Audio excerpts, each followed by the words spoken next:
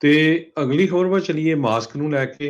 ਅੱਜ white house ਨੇ ਜਿਹੜਾ ਅਪੀਲ ਕਰ ਦਿੱਤੀ ਆ ਉਸ ਜੱਜ ਦੇ ਰੂਲਿੰਗ ਦੇ ਅਗੇਂਸਟ, ਜਿਸ ਦੇ ਵਿੱਚ ਫੈਡਰਲ ਜੱਜ ਨੇ ਰੂਲ ਕੀਤਾ ਸੀ ਵੀ ਮਾਸਕ ਦੀ ਹੁਣ ਜ਼ਰੂਰਤ ਨਹੀਂ ਹੈਗੀ। ਬਹੁਤ ਸਾਰੀਆਂ ਜਿਹੜੀਆਂ 에ਅਰਲਾਈਨਸ ਆ ਉਹਨਾਂ ਨੇ ਵੀ ਕਹਿਤਾ ਸੀ ਵੀ ਨਹੀਂ, ਹੁਣ ਤੁਹਾਨੂੰ ਕੋਈ ਜ਼ਰੂਰਤ ਨਹੀਂ ਹੈਗੀ। ਟਰਾਂਸਪੋਰਟੇਸ਼ਨ ਦੇ ਵਿੱਚ ਵੀ ਵੱਖ-ਵੱਖ ਖਬਰਾਂ ਆ ਰਹੀਆਂ ਸੀ। ਅੱਜ CDC ਨੇ ਅਨਾਉਂਸ ਕੀਤਾ ਆ ਕਿ ਡਿਪਾਰਟਮੈਂਟ ਆਫ ਜਸਟਿਸ ਨੇ ਅਪੀਲ ਕਰ ਦਿੱਤੀ ਆ ਵੀ ਜਿਹੜਾ ਮਾਸਕ ਹੈਗਾ ਆ ਇਹ ਗੁੱਡ ਹੁੰਦਾ ਹੈਗਾ ਪਾਣਾ। ਇਹਦੇ ਨਾਲ ਜਿਹੜੀ ਆ ਕਰੋਨਾ ਫੈਲਣ ਤੋਂ ਉਹ ਜਿਹੜਾ ਉਹਦਾ ਘਟਾ ਹੁੰਦਾ ਹੈਗਾ।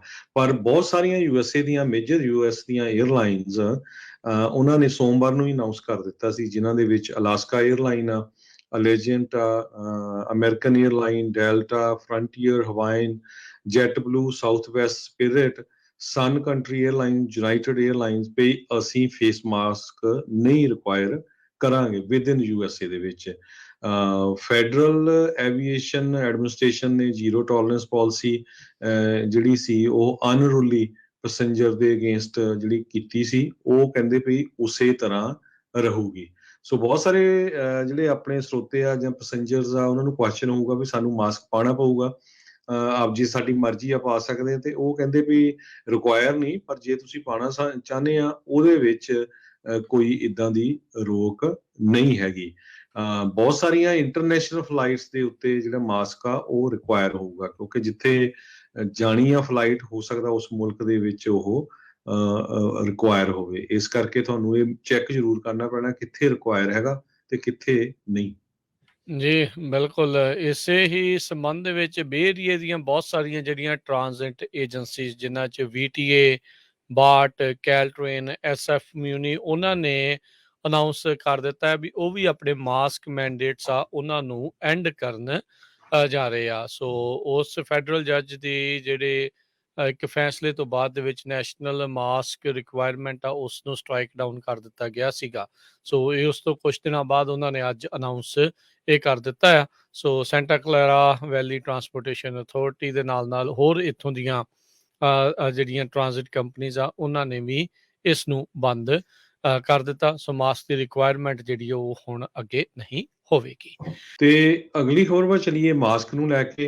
ਅੱਜ ਵਾਈਟ ਹਾਊਸ ਨੇ ਜਿਹੜਾ ਅਪੀਲ ਕਰ ਦਿੱਤੀ ਆ ਉਸ ਜੱਜ ਦੇ ਰੂਲਿੰਗ ਦੇ ਅਗੇਂਸਟ, ਜਿਸ ਦੇ ਵਿੱਚ ਫੈਡਰਲ ਜੱਜ ਨੇ ਰੂਲ ਕੀਤਾ ਸੀ ਵੀ ਮਾਸਕ ਦੀ ਹੁਣ ਜ਼ਰੂਰਤ ਨਹੀਂ ਹੈਗੀ।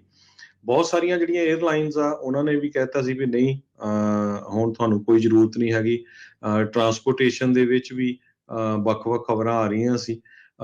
ਅੱਜ CDC ਨੇ ਅਨਾਉਂਸ ਕੀਤਾ ਆ ਕਿ ਡਿਪਾਰਟਮੈਂਟ ਆਫ ਜਸਟਿਸ ਨੇ ਅਪੀਲ ਕਰ ਦਿੱਤੀ ਆ ਵੀ ਜਿਹੜਾ ਮਾਸਕ ਹੈਗਾ ਆ ਇਹ ਗੁੱਡ ਹੁੰਦਾ ਹੈਗਾ ਪਾਣਾ। ਇਹਦੇ ਨਾਲ ਜਿਹੜੀ ਆ ਕਰੋਨਾ ਫੈਲਣ ਤੋਂ ਉਹ ਜਿਹੜਾ ਉਹਦਾ ਘਟਾ ਹੁੰਦਾ ਹੈਗਾ।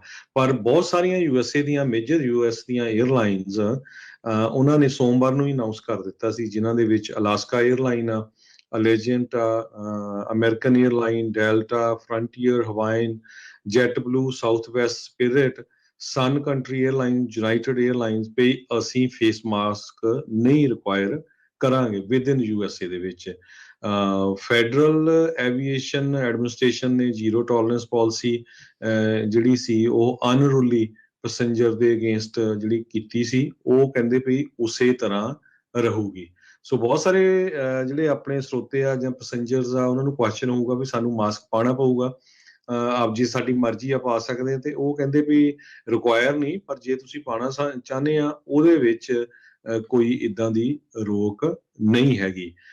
ਬਹੁਤ ਸਾਰੀਆਂ ਇੰਟਰਨੈਸ਼ਨਲ ਫਲਾਈਟਸ ਦੇ ਉੱਤੇ ਜਿਹੜਾ ਮਾਸਕ ਆ ਉਹ ਰਿਕੁਆਇਰ ਹੋਊਗਾ, ਕਿਉਂਕਿ ਜਿੱਥੇ ਜਾਣੀ ਆ ਫਲਾਈਟ ਹੋ ਸਕਦਾ ਉਸ ਮੁਲਕ ਦੇ ਵਿੱਚ ਉਹ ਰਿਕੁਆਇਰ ਹੋਵੇ। ਇਸ ਕਰਕੇ ਤੁਹਾਨੂੰ ਇਹ ਚੈੱਕ ਜ਼ਰੂਰ ਕਰਨਾ ਪੈਣਾ ਕਿੱਥੇ ਰਿਕੁਆਇਰ ਹੈਗਾ ਤੇ ਕਿੱਥੇ ਨਹੀਂ।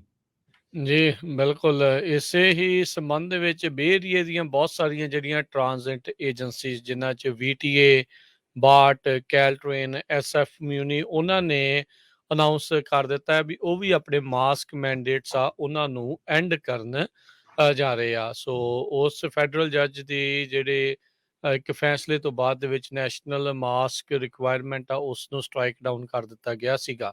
ਸੋ ਇਹ ਉਸ ਤੋਂ ਕੁਝ ਦਿਨਾਂ ਬਾਅਦ ਉਹਨਾਂ ਨੇ ਅੱਜ ਅਨਾਉਂਸ ਇਹ ਕਰ ਦਿੱਤਾ ਆ। ਸੋ ਸੈਂਟਾ ਕਲੈਰਾ ਵੈਲੀ ਟਰਾਂਸਪੋਰਟੇਸ਼ਨ ਅਥਾਰਟੀ ਦੇ ਨਾਲ ਹੋਰ ਇੱਥੋਂ ਦੀਆਂ ਜਿਹੜੀਆਂ ਟਰਾਂਜ਼ਿਟ ਕੰਪਨੀਜ਼ ਆ ਉਹਨਾਂ ਨੇ ਵੀ ਇਸ ਨੂੰ ਬੰਦ ਕਰ ਦਿੱਤਾ। ਸੋ ਮਾਸਕ ਦੀ ਰਿਕੁਆਇਰਮੈਂਟ ਜਿਹੜੀ ਉਹ ਹੁਣ ਅੱਗੇ ਨਹੀਂ ਹੋਵੇਗੀ।